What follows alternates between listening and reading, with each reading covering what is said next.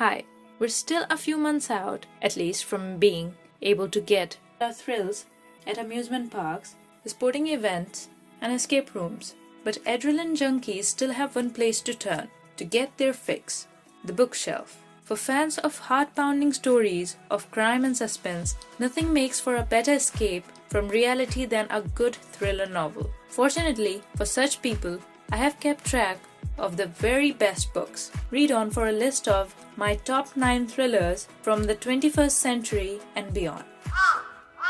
The first one is I Follow You. This nerve-shredding standalone thriller book is a must-read for fans of Peter James. Marcus Valentine seems like he has it all. He's a suave, charming, and confident doctor with a happy family, but something or someone has always been missing.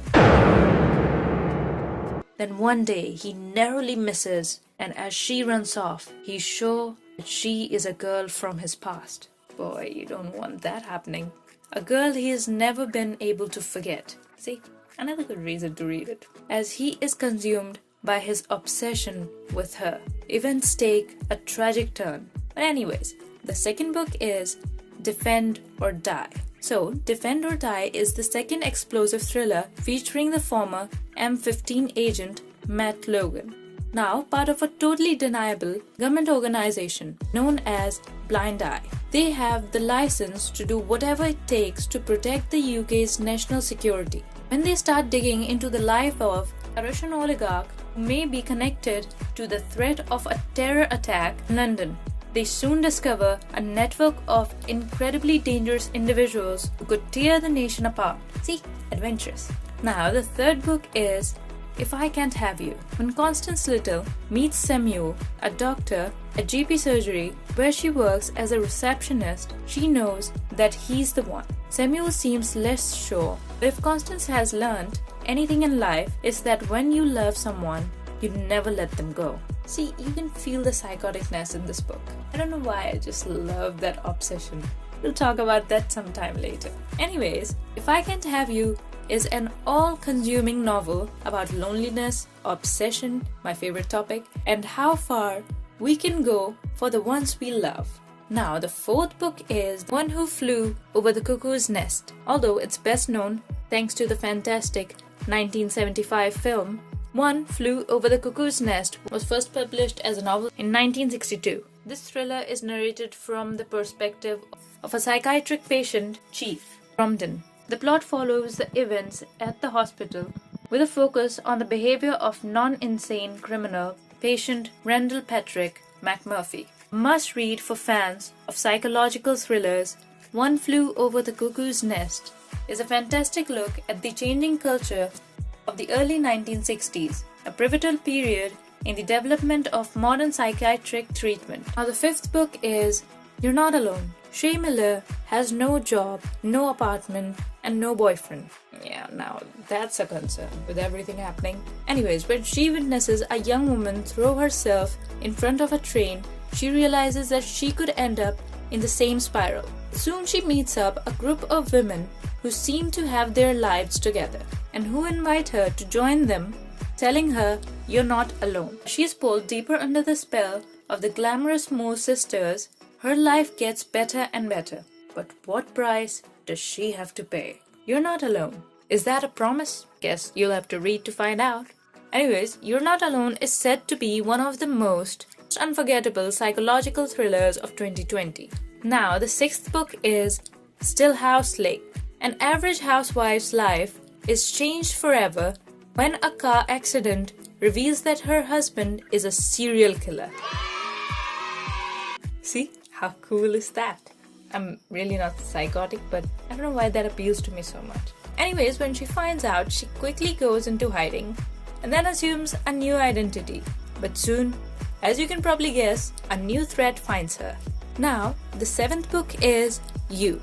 We all owe a debt to the author for penning the source material that gave us the terrifying performance of Joe Goldberg on the hit Netflix serial killer show, You. But the original book is nothing to sneeze at either. Actually, there are 3 books, and the 4th one is on the way, according to the author. Now, back to the book. This pitch-perfect thriller bucks genre conventions by taking us inside the mind of the killer himself. That's something I would like to see. I mean, I love the Telltale Heart, so I would love to see the serial killer's side of the story. Let me remind you, do not take these books too seriously. Now the 8th book is Those Are Not My Child's Bones. I know the title sounds creepy, and it is. So as you guessed from the title, this book is going to be about a child going missing and dying. But let me describe this book to you properly. So, Those Bones Are Not My Child's isn't just a gripping thriller. It's a masterwork of American literature. It was published posthumously and set against the backdrop of the Atlanta child murders of 1979 to 1981. Bamber's last novel follows a mother whose worst nightmare is realized when her teenage son goes missing. So, you can check this book out. It's quite interesting. Now, the 9th book is The Talented Mr. Ripley.